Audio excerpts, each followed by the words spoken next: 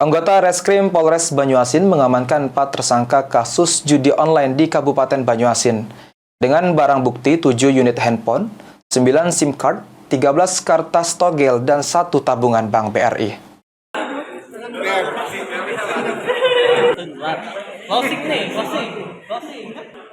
Anggota Reskrim Polres Banyuasin mengamankan 4 tersangka kasus judi online di Kabupaten Banyuasin.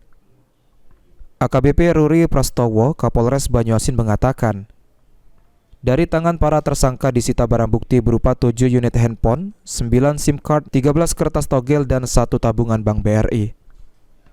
Penangkapan tersangka kasus judi online merupakan komitmen dari Polres Banyuasin untuk memberantas judi online di Kabupaten Banyuasin. Tahun 2024 kita menindak ada 2 perkara dan tersangka 4 orang.